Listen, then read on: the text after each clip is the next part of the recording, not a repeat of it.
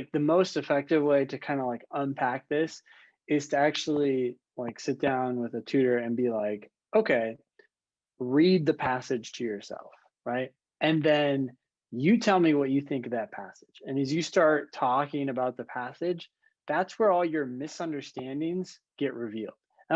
Some of those misunderstandings can come from individual sentences, understanding the passage as a whole. And then even if you understand the sentences in the passage, you may not understand the logic behind why something is not connected or whatever, right? So the problem with questions themselves is that even if you have those misunderstandings, as you're going through the answers, you may find the correct answer just because the others are bad, even though you have a misconception. Like that misconception didn't hurt you then and there, but it will down the road, right? So one possibility, and I'm not a huge fan of tutoring, but you could get tutoring.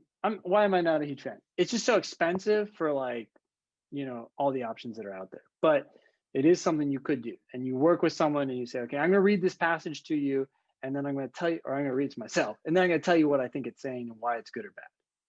And that can help like unpack misunderstandings that we don't even know about. Move that aside. One thing you're saying to me is you're like frustrated because you're doing the work and it's not making progress, right? What I'm kind of hearing is I'm putting in the time, but I'm not getting the results. And there's a difference between someone who does like 10 reps and someone who does 10 reps with like perfect form. Like they're going to be, one person is going to be extraordinarily burnt out at the end, and the other is going to be like, I did my 10 reps, but you're cheating a little bit, right?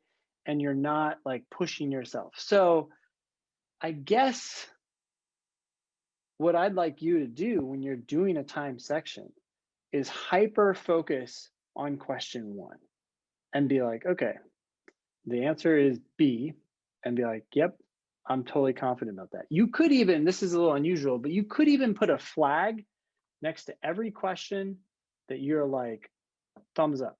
I found the answer. I'm confident it's the answer, flag.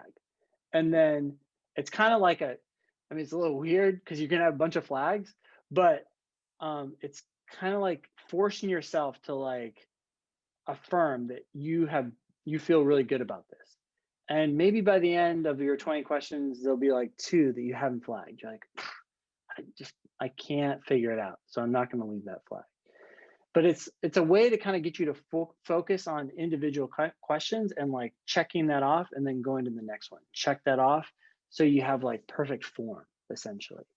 And you may do fewer questions. You may do 18, but I'm worried that you're doing work and not